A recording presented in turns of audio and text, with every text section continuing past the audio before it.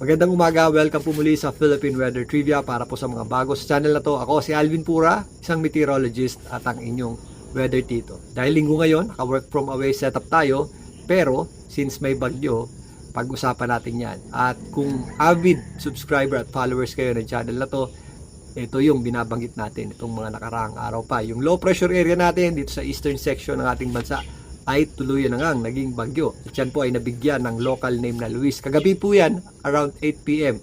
idineklara ng Pag-asa. Sa ngayon, bahagya pa po yung lumakas. Ito po ang Tropical Depression Luis ay may taglay na lakas na hangin na nasa 55 kilometers per hour. Malapit sa kanyang gitna. At kung minsan, may mga pagbugsong umaabot sa 70 kilometers per hour. Ito po ay huling namataan ng Pag-asa sa layong 295 kilometers east ng Daet. Dito po sa may Bicol region. Nandito po yung center niyan.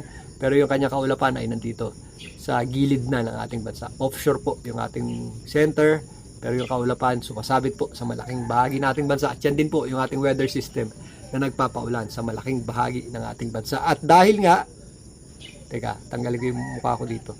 At dahil nga, ayan, nakapasok na sa information domain ng Pag-asa etong bagyo na may international name na Dolphin. Nagbigay na po sila ng detalye dyan. Ito pong bagyong Super Typhoon Dolphin ay may layong nasa 3,430 kilometers east ng extreme northern Luzon. Again, pinapagit rin natin ng nakaraan, may kataasan po ito, kaya hindi natin ito inaasahang maglandfall o tumama sa lupa. At isa pang makukuha natin dyan dahil mas mataas, mas magiging mataas din yung ating axis ng habagat. Kung saan, yan po ang magpapaulan sa susunod na linggo, dito naman sa western section ng Luzon. Mamaya talakayin natin yan, pero balik tayo dito kay Dolphin na may taglay na lakas na hangin na nasa 185 kilometers per hour. Bahagya po yung humina, pero yan po ay nasa super typhoon category pa din na may pagbugso na umabot sa 230 kilometers per hour. Kumikilos po ito, pakanluran, hilagang kanluran, patungo dito sa direksyon ng ating area of responsibility. Ito pong Super Typhoon Dolphin ay didikit sa kanto ng ating PAR. So may tsansa po yan pumasok if bumaba pa yan ng konti, pero sa ngayon, tumataas po yung tsansa niya na dumaplis lang o dumaan doon sa pinakakanto o doon sa itaas na bahagi ng ating area of responsibility.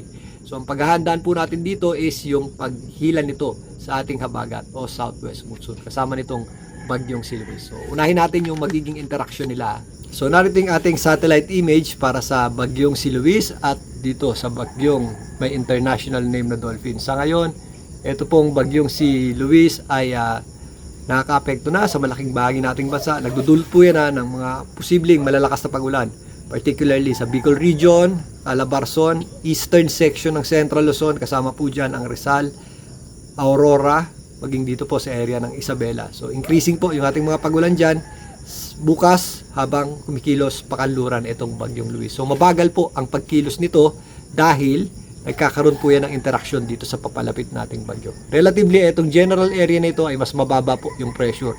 Kaya itong bagyo nating si Luis ay hindi masyadong makakilos patawid sa ating bansa. So maglilinger po yan o mabagal na kikilos dito sa eastern section ng Luzon. Na kung saan, dahil mas mabagal po yan, mas tatagal po yung epekto niyan.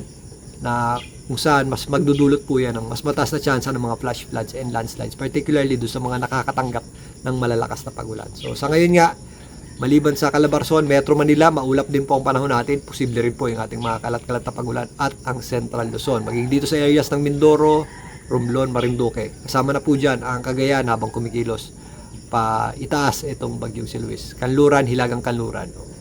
Pa left at pataas. So mas padadagdagan pa yung mga kaulapan natin dito po sa mga kabundukan dyan sa Cordillera bukas hanggang sa Tuesday. So ngayon, hindi natin inaasahan ngang maglandfall pa itong bagyong Luis, pero sa mga susunod na araw, habang lumalapit itong si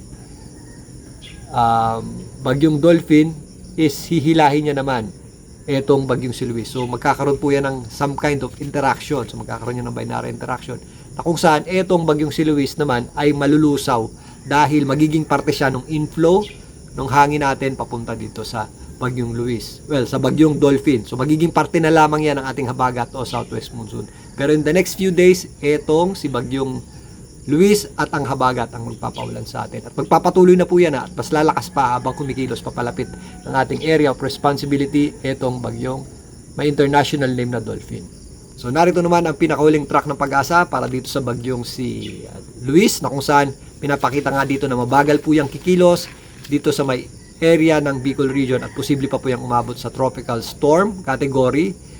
At by Tuesday to Wednesday, yan po ay nag-recurve na. So by Monday, Tuesday, magre-recurve na po yan dahil sa paglapit ng super typhoon na may international name na Dolphin. Hihilayin niya papunta sa kanya at by Tuesday hanggang Wednesday, unti-unti na pong mababasag yung kanyang sirkulasyon at magiging parte na nung habagat o inflow ng ating hangin. So by that time, meron pa rin tayong, increasing na yung ating epekto ng habagat dito naman sa western section ng ating bansa. So mula ngayon hanggang sa mga susunod na araw, meron tayong nakikitang direct effect nitong bagyong si Luis sa ating bansa. Pero pinapakita dito na wala tayong landfall o pagtama sa lupa niyan. So yung ating pinakamalalakas na hangin yan, malapit sa gitna, which is yung tropical storm strength, itong S at saka yung D, tropical depression strength na hangin, is hindi natin nakikitang makaapekto sa ating bansa. Mostly yung concentration, mostly mga pag-ulan po ang magiging panganib nito. Yung mga hazards yan, gaya ng mga flash floods and landslides, especially sa mga mabubundok na lugar. Pero, again wag po natin kalimutan, kapag nakakaranas tayo ng thunderstorms, meron pa rin po tayong malalakas na bugso ng hangin. Although hindi masyadong tumatagal, mag-ingat pa rin po tayo dahil yung mga ganong klaseng hangin, kapag nanggagaling sa thunderstorms, minsan mas malakas pa sa mga bagyo.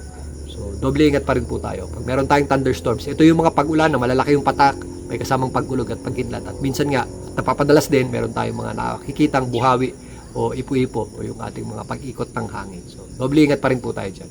So, narito po ang paunang pagtaya ng Pag-asa para sa mga posibleng katamtaman at kung minsan malalakas na pag-ulan dahil sa epekto po ng bagyong Luis. Posible po yan ngayong araw na ito hanggang bukas sa Isabela, Quirino, Aurora, Quezon, Camarines Norte, Camarines Sur, kasama po dyan ang Catanduanes. Ito po yung ating mga direct effect Samantalang yung outskirts po o yung panglabas na kaulapan niya, nag-i-extend pa po sa malaking bahagi ng Central Luzon. Itong mga areas na walang kulay at walang warnings, meron pa rin tayong mga kaulapan dyan at matataas na tsansa ng pag-ulan.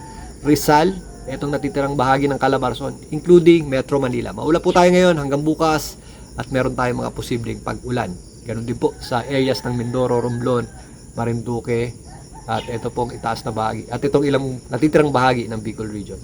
Ang Visayas at Mindanao, mga posibleng thunderstorms lang sa hapon at gabi yung ating aasahan. Pero pag lumakas na po yung ating habagat, kasabay ng pagdikit ng bagyong si Dolphin sa ating par, mas madadagdagan na po yung ating pag-ulan dyan sa Western Visayas, including Mimaropa. At again, binanggit nga natin itong nakaraang araw na dahil mas mataas na itong super typhoon na may international name na Dolphin, magsisimula rin po maging mataas agad yung axis ng ating habagat. Ang ibig sabihin po niyan, yung ating concentration ng malalakas na pag-ulan dulot ng habagat ay magsisimula agad sa itaas na bahagi ng ating bansa, which is Western Visayas, lalong-lalo na itong western section ng Luzon, including Metro Manila.